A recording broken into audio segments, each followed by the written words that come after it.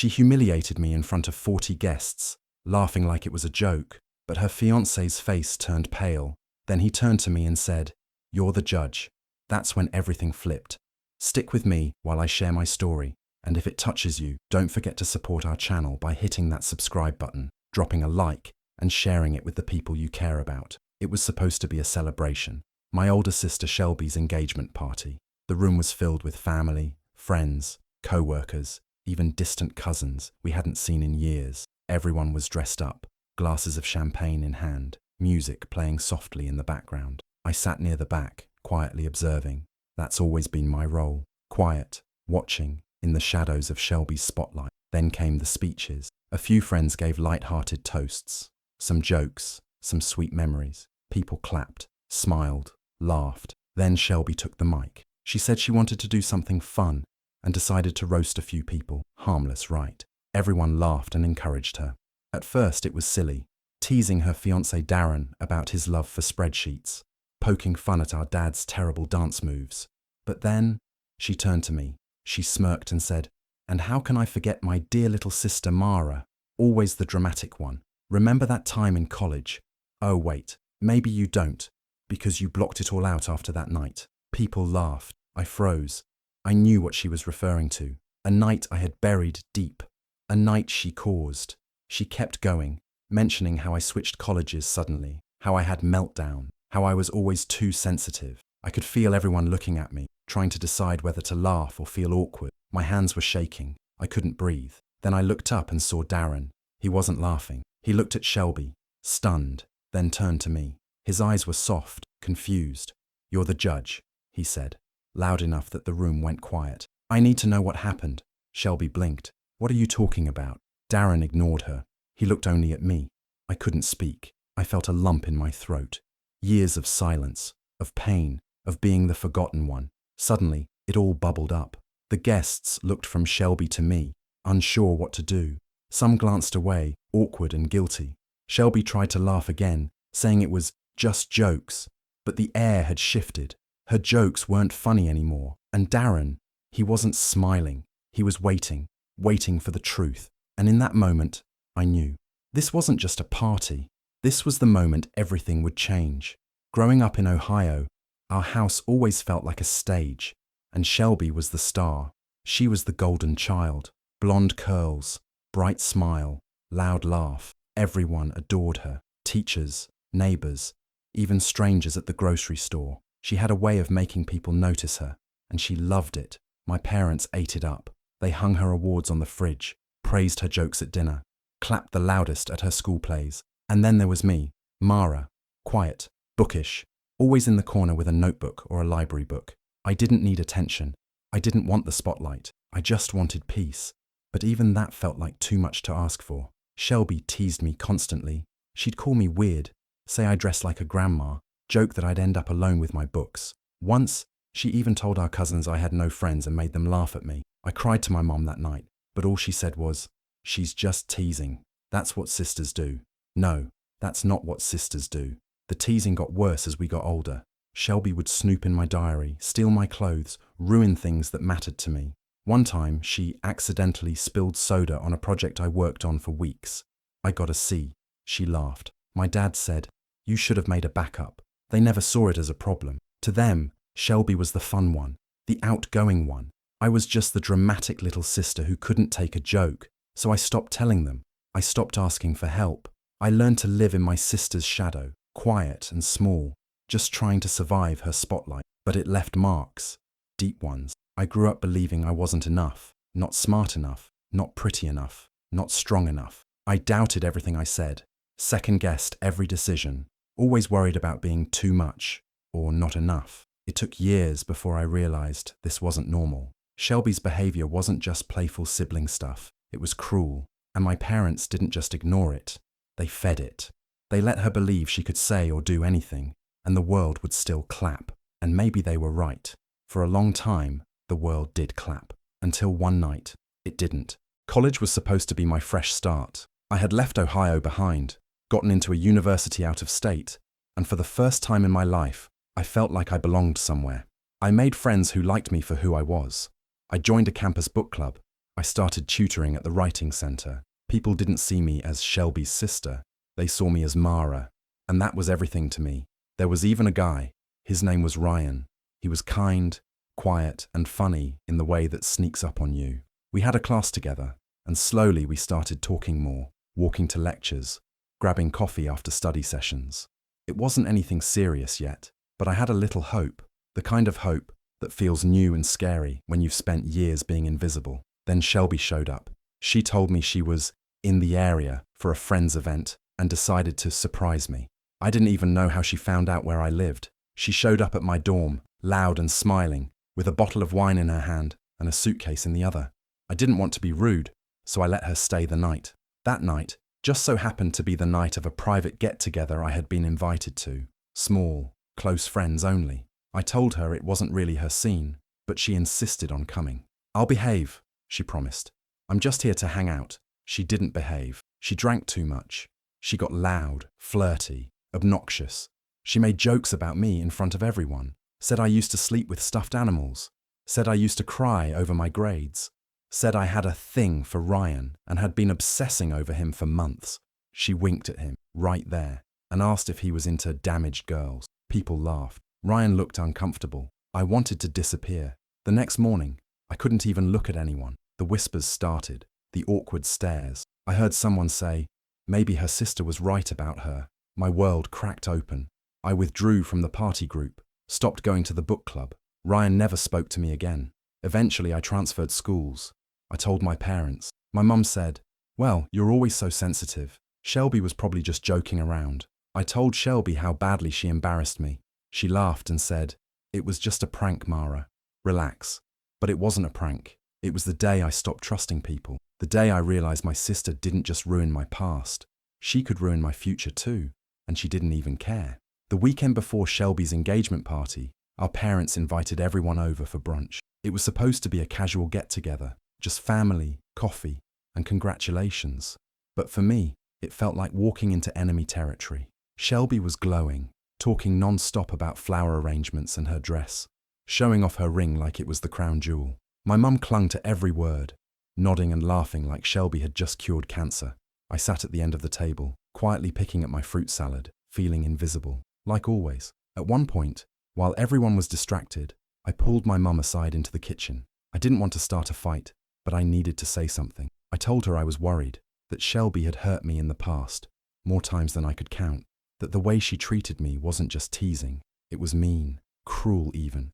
My mom's expression changed instantly. Her smile disappeared, and her eyes narrowed. "Mara," she said, in that tired voice I've heard 1,000 times.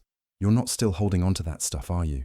Honestly, it just sounds like jealousy." Jealousy, that word hit me like a slap. After everything Shelby had done, the mocking, the public humiliation, the years of being belittled, I was the jealous one. "I'm not jealous," I said quietly. "I just think Darren deserves to know who he's really marrying." My mum scoffed. "You need to stop trying to ruin things for your sister. Not everything is about you."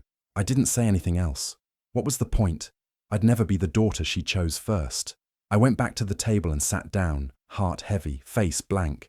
But Darren was watching. He hadn't heard the conversation, but he saw the tension. He noticed the way Shelby interrupted me mid-sentence or rolled her eyes when I spoke. He saw how my parents brushed me off or laughed at Shelby's rude comments.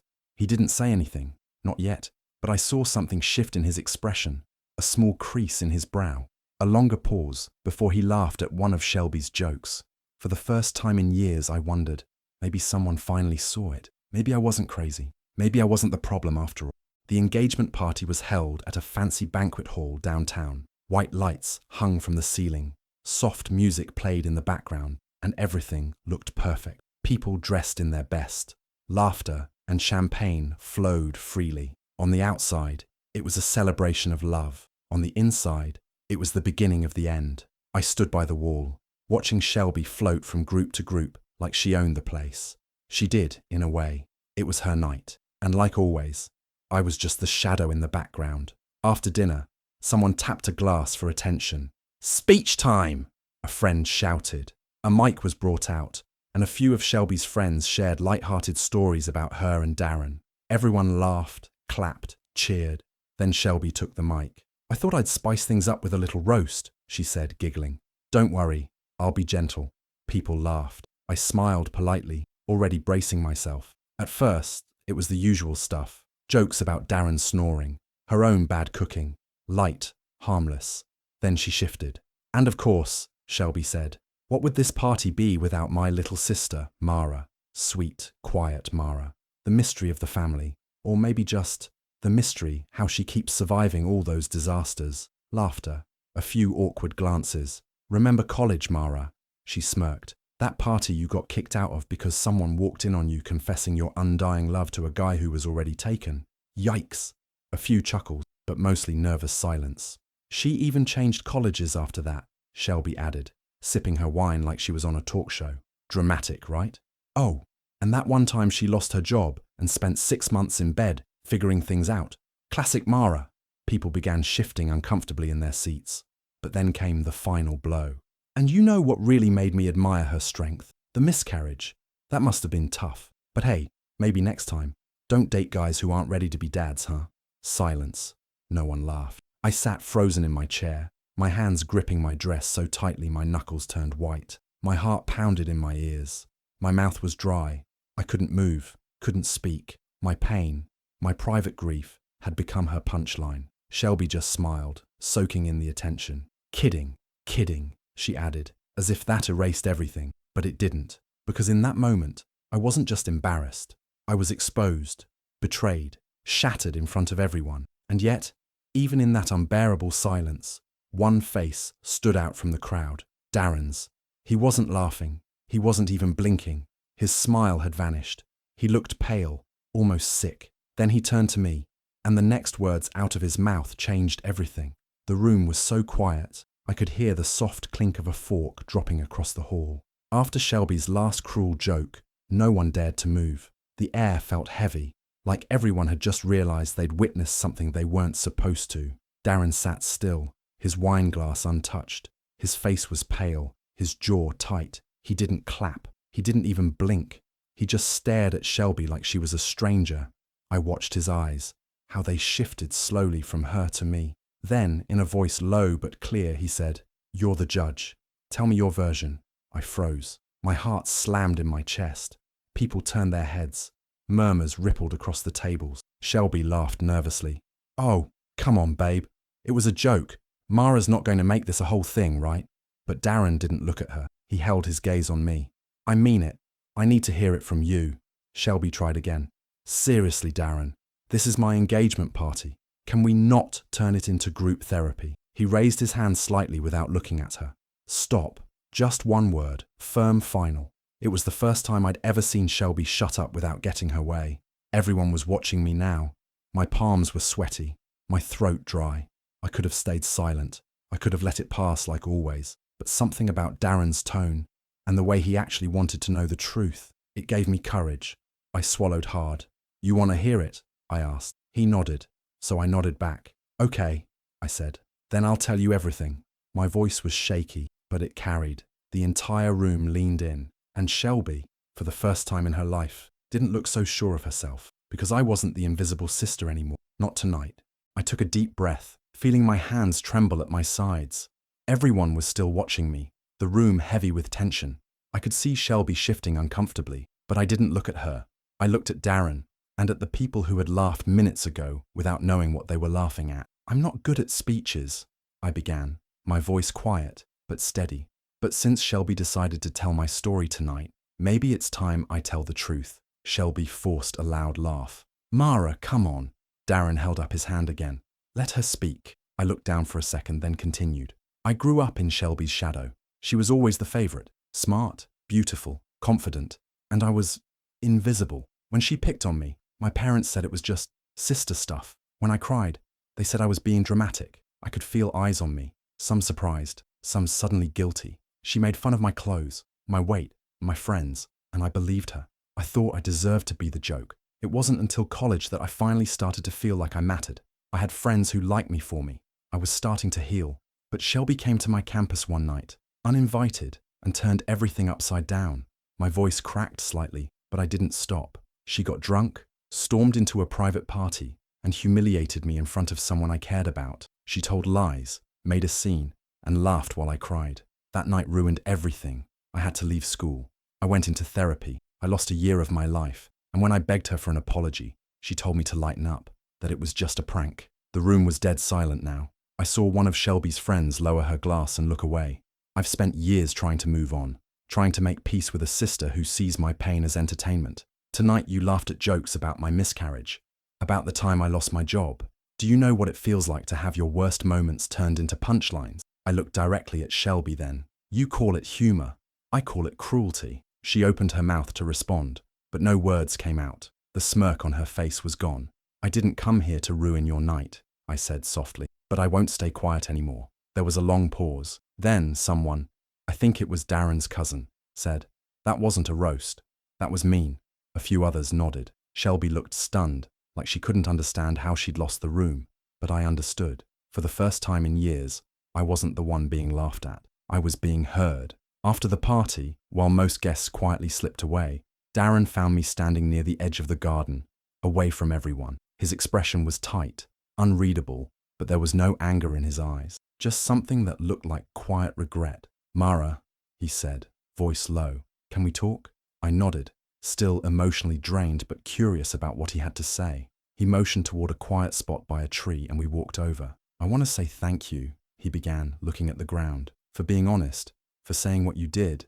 I know it wasn't easy." I said nothing, waiting. "I've had this feeling for a while," he continued, rubbing the back of his neck. "Little things Shelby said about you, the way she talked about other people, always with this sharpness. I kept brushing it off. I didn't want to believe it."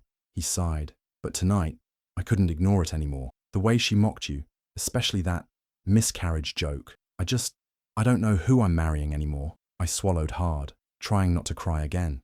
"I need time," he said, "to think, to understand how I missed all this." I nodded. "Take the time you need." He thanked me again, then walked away without saying anything else.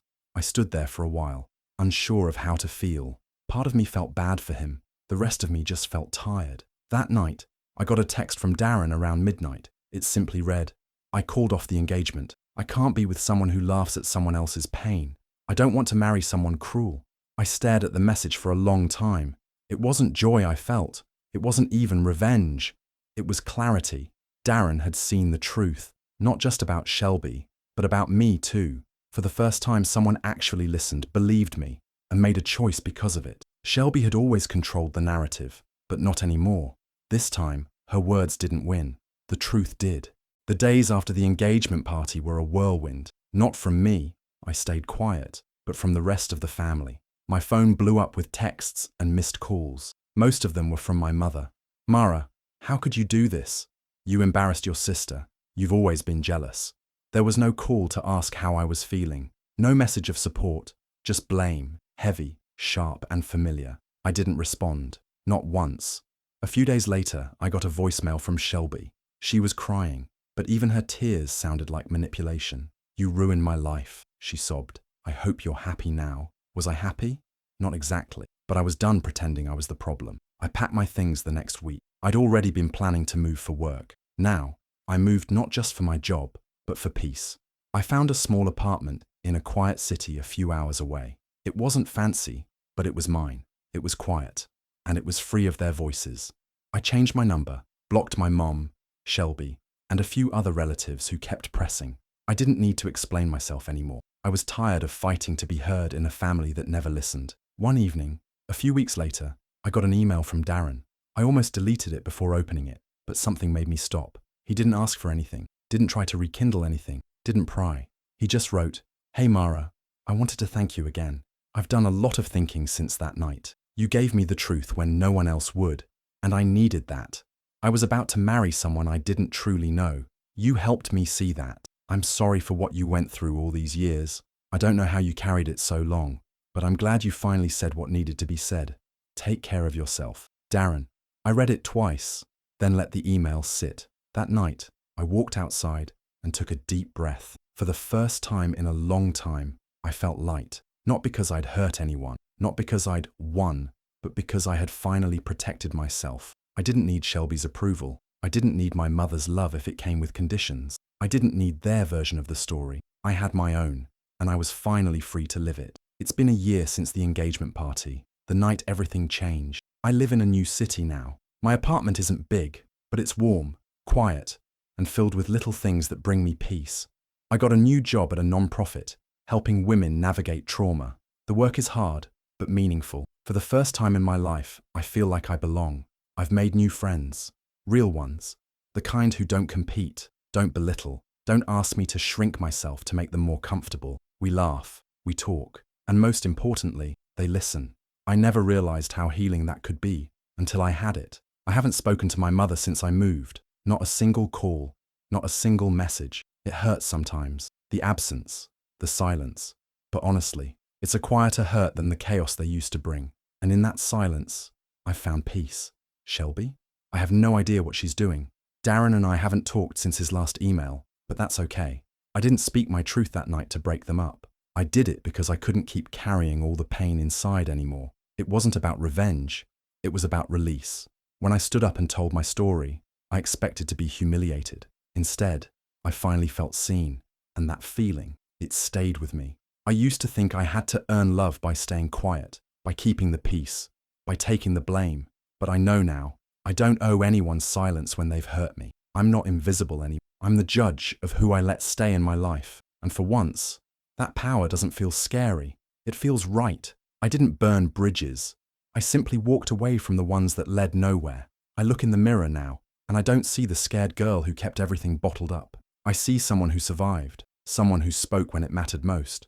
I reclaimed my voice that night, and I'll never let anyone take it away again. Do you think Mara did the right thing by cutting ties with her toxic family, or should she have given them another chance? Let me know what you think in the comments. I'd really love to hear your thoughts. And if you enjoy stories like this, don't forget to subscribe and turn on the notification bell so you never miss a new one.